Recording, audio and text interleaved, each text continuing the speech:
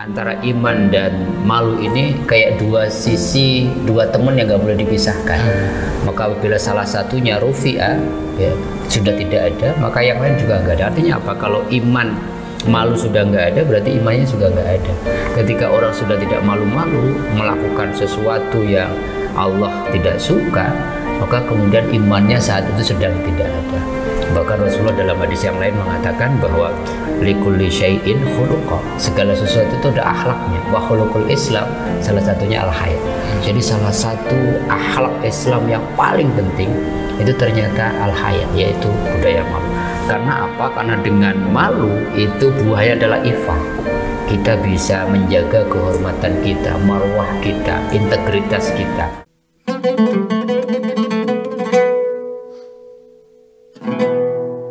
Assalamualaikum warahmatullahi wabarakatuh. Kita berjumpa kembali di channel Tauhid Cinta. Kali ini kita akan membahas mengenai budaya malu. Kita tahu banyak kejahatan, bahkan korupsi itu merajalela di tingkat pusat maupun di tingkat daerah.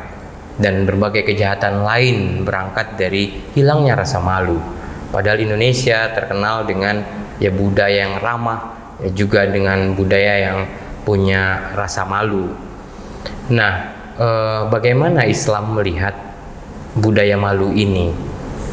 Ada ungkapan dalam bahasa Arab yang biasa mungkin kita dengar, al-haya'u minal iman. Malu itu sebagian daripada iman. Nah, pernyataan ini sebenarnya berangkat dari sebuah hadis yang kira-kira isinya bahwa cabang iman itu ada 60-70. Wal haya'u syu'bah minal iman, dan salah satu cabangnya adalah malu itu sendiri. Nah, bagaimana kita Islam memandang malu, dan apa sih sebenarnya malu, dan bagaimana kita membudayakan malu dalam kehidupan sehari-hari? Saya akan membahas ini dengan Ustadz Mukhlisin Aziz. Beliau adalah pembina di channel Tauhid Cinta ini dan juga dosen di Institut Ilmu Al-Quran. Assalamualaikum Ustaz. Assalamualaikum warahmatullahi wabarakatuh. Malu dan malu-maluin beda ya Ustaz ya? Jauh. Beda ya, kadang-kadang malu tapi malu-maluin juga gitu. Atau ada istilah malu-malu kucing gitu. Ya. Malu tapi mau gitu. Ya. Nah, bagaimana sih Islam melihat budaya malu ini Ustaz? Saya kira kalau Islam meletakkan malu itu pada posisi yang luar biasa ya. Tadi Mas Rifki menyampaikan hadis riwayat Bukhari itu kan bicara panjang ya. Rasulullah mengatakan al-imanu sab'una bid'ah syu'bah gitu ya. Iman itu ada 70 cabang, ada yang mengatakan 60. Cabang yang paling tinggi itu kalimat la ilaha illallah gitu. Cabang yang paling rendah kata Rasulullah itu kita mengambil duri dari jalan agar tidak ada orang yang tertusuk duri. Dan Rasulullah mengakhiri hadis itu dengan mengatakan al-imanu syu'batun al-haya'u syu'batun minal iman. Jadi malu itu bagian dari iman. Mafhum mukhalafahnya, seseorang yang kemudian tidak punya rasa malu berarti paling tidak ya akan berkurang kadar keimanannya. Kenapa penting? Bahkan budaya malu ini, al-hayau ini bukan hanya ajaran Rasulullah saja. Rasulullah sendiri menegaskan bahwa salah satu dari ajaran para nabi ya, bukan hanya Rasulullah, adalah kalimat wa idza lam tastahyi fasna ma syi'ta. Ketika kalian tidak punya rasa malu lagi, silahkanlah ngelakuin apa saja. Artinya apa? Artinya kira-kira budaya malu itu akan menjadi rem, Mas Rifki, akan menjadi rem yang memfilter kita, menahan kita untuk melakukan sesuatu itu kita pastikan tidak kemudian membuat kita malu gitu. Artinya apa? Ini akan menjadi rem untuk melakukan hal-hal yang tidak baik gitu ya. Maka kemudian kalau orang sudah, bahkan hari ini orang melakukan hal yang tidak baik malah diviralkan, malah difoto, malah divideokan, itu berarti sudah sesuai dengan hadis Nabi. Kalau budaya malu sudah nggak ada, orang pasti akan melakukan apapun gitu. Apalagi sekarang budaya malu ini, kita bukan hanya krisis ekonomi ya, krisis budaya malu. Betapa banyak orang-orang yang ngeri ya. Kita lihat kasus-kasus terakhir gitu, ada satu rektor yang kemudian mengkorupsi, mengambil uang secara tidak sah terhadap orang-orang yang sebenarnya tidak layak masuk ke satu perguruan tinggi, kemudian dia masukkan. Kemudian teman-teman kita yang tertangkap tangan oleh KPK setelah 24 jam biasanya diinterogasi, kemudian keluar pakai rompi oranye ya.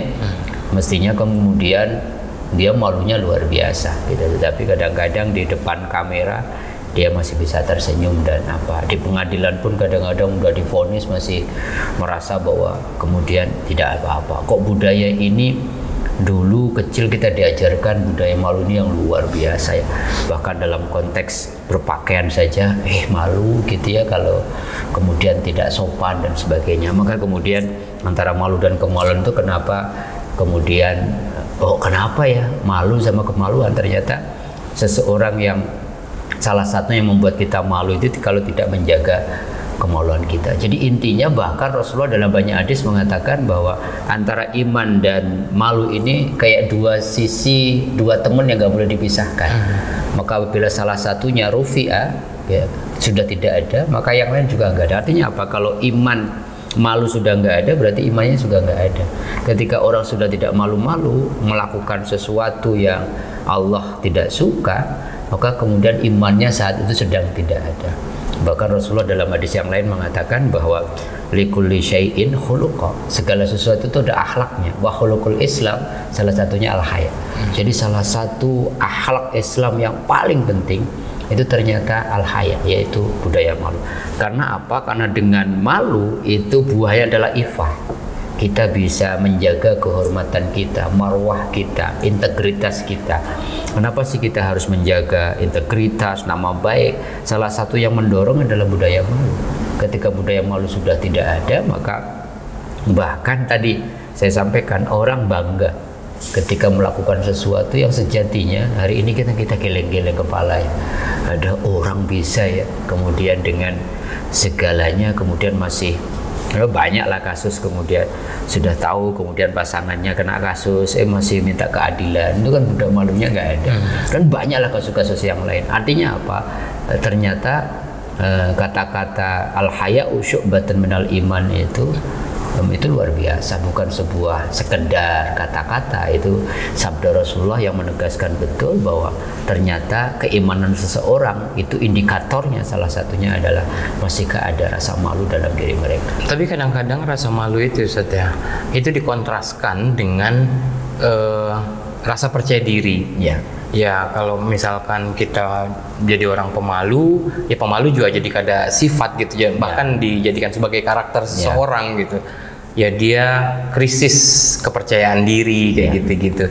Nah, dalam hal apa sih sebenarnya kita harus malu? Apakah dalam hal berbuat kebaikan? Kadang-kadang kita mau sedekah malu kalau dilihat orang gitu. Bisa jadi dalam hal kebaikan atau dalam hal keburukan. Misalkan kita mencuri atau mengkorupsi, terus kita harus malu, atau dalam hal-hal apa? Apakah dalam hal yang positif atau negatif, atau dalam berbuat kejahatan atau buat kebaikan? Ya, hadis yang disampaikan oleh Rasulullah sebagai satu ajaran kenabian yang sejak awal kenabian sampai hari ini, ketika Rasulullah mengatakan fa idza lam tastahi mal masyita, itu konteks fasna masyita itu kan konteksnya perbuatan negatif.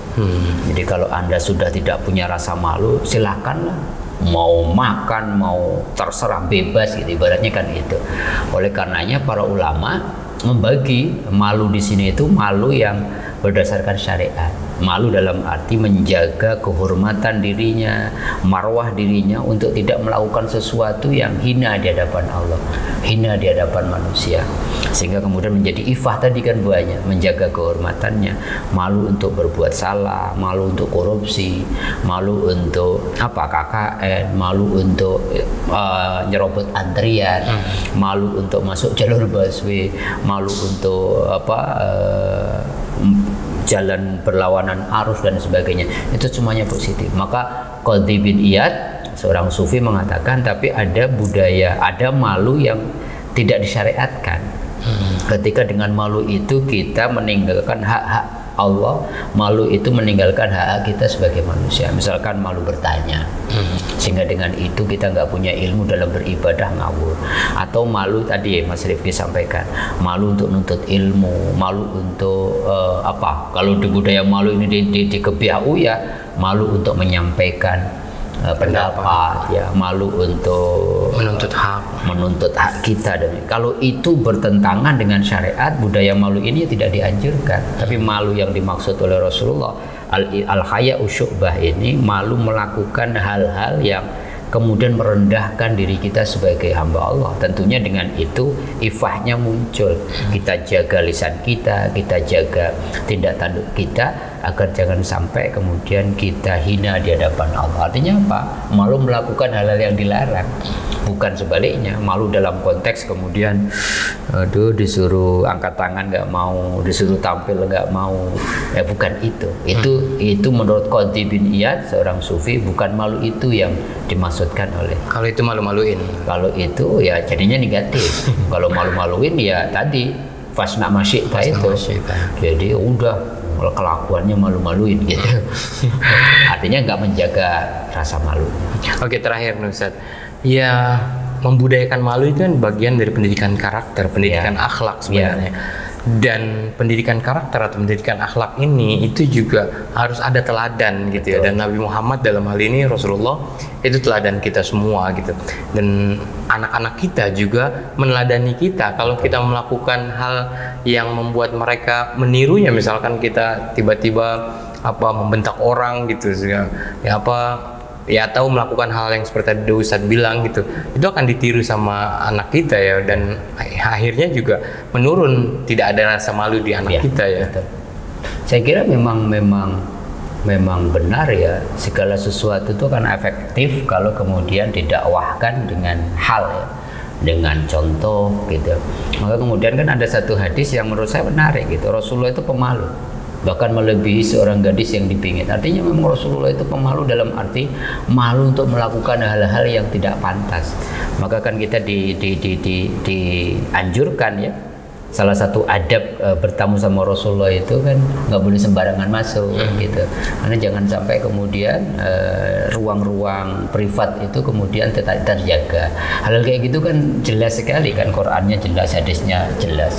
Oleh karena memang hari ini kan kita krisis teladan ya. Kalau yang di atas saja nggak punya budaya malu untuk ngomong sembarangan, menyebarkan hoax gitu, dibangga walaupun dia divonis bersalah gitu, atau kemudian bangga melakukan hal-hal yang secara nalar publik juga jelek gitu. Maka kemudian bagaimana kemudian masyarakat atau kemudian rakyat kemudian membudayakan budaya malu itu? Bayangin gitu ya, sekarang kan kepolisian ya yang kemudian marwahnya benar-benar pada titik nadir, karena ya kita setiap hari diviralkan budaya, bukannya malah menegakkan aturan. Maka kemudian banyak kan tiba-tiba divideokan gitu, dia minta sesuatu gitu ya, ngajak damai, itu kan budaya malu sudah nggak ada. Oleh karena saya kira harus ada gerakan yang memasyarakatkan budaya malu ini dan memasyarakatkan memalukan ya. Jadi memasyarakatkan budaya malu ini saya kira di dalam semua aspek ya, dari level yang paling atas sampai yang paling bawah. Dan kuncinya saya setuju Mas Rifki, harus ada keteladanan ya. Ini minimal kita lakukan di rumah lah. Kalau kemudian cara kita berbicara ya, cara kita berpakaian, cara kita beraktivitas di rumah itu ada standar mana yang boleh dan mana yang tidak. Biasanya kan gitu, nah malu gitu ya, kok ngomongnya gitu ya di depan banyak orang, itu malu gitu. Kemudian kalau pakaian ada tamu, tolong dijaga auratnya. Hal kayak gitu-gitu kan kalau dibiasakan sejak kecil itu luar biasa efektifnya. Selain yang paling utama saya kira ilmu tentang betapa pentingnya malu ini akan mempengaruhi indikator kesempurnaan iman seseorang juga harus tahu dulu. Jadi mengikra dulu apa itu malu, kemudian bagaimana menciptakan kondisi yang kondusif untuk membudayakan budaya malu dalam lingkup yang paling kecil, diri kita, keluarga kita, sampai kemudian menciptakan sistem Kalau semuanya udah, tapi kalau sistemnya kemudian membuat orang tidak jera melakukan sesuatu yang mestinya. Kalau malu itu kan punishment masyarakat ya, yang bersifat sosial. Tapi kalau ini tidak sinkron dengan penegakan hukum, ya itu yang terjadi. Nanti juga disunat kok, gitu. Nanti bisa kasasi, bisa banding dari 10 tahun, nanti juga tinggal 4 tahun. Penegakan hukumnya tumpul dan sebagainya, sehingga kalau semua orang, sayangnya kita sendiri tidak ini tempat speak up, Mas Rifki, membiarkan orang gitu ya, gara-gara pakai ada orang nyerobot antrian, itu kita diem aja. Kadang-kadang kan sekarang sudah mulai ada, malu dong gitu, dan itu kadang-kadang malah viral orang yang marah-marah. Kasus seorang yang mengambil coklat di satu supermarket itu kan, kemudian budaya malu nggak ada di situ. Malah kemudian minta maaf sama yang ini. Tapi ketika semua orang memberikan vonis sosial, dia kemudian minta maaf. Itu kan sesuatu yang tidak dari dalam. Padahal betul Mas Rifki tadi, budaya malu itu ajaran kenabian yang kira-kira yang sangat penting, dan itu ajaran kenabian dari dulu sampai hari ini, dan sesungguhnya dalam diri kita semua orang mestinya punya budaya malu itu. Tinggal kemudian seiring dengan berjalannya waktu, lingkungan yang tidak mendukung, kok kemudian budaya malu ini tidak punya tempat ya, bahwa ini menjadi bagian dari kemuliaan seseorang, sehingga kemudian orang enteng saja melakukan maksiat, melakukan ini secara terang-terangan. Maka salah satu ciri keimanan seseorang kemudian sudah hilang itu ketika dia sudah terang-terangan melakukan kemaksiatan dan bangga akan itu, kata Rasulullah. Oke, terima kasih Ustadz ya. Ya, para pemirsa, ya setiap kita laki-laki maupun perempuan itu sebenarnya punya kemaluan atau sifat malu dalam diri kita itu inherent. Cuma bagaimana kita potensi malu ini kita eksplorasi lebih jauh gitu, sehingga tidak melanggar atau tidak melanggar dari aturan-aturan atau koridor-koridor yang digariskan Islam ya Ustadz ya. Ya, semoga kita bisa sama-sama saling mengingatkan dan membudayakan rasa malu ini. Ya, semoga bermanfaat. Mohon maaf atas segala kekurangan. Wabillahi taufiq wal hidayah. Assalamualaikum warahmatullahi wabarakatuh.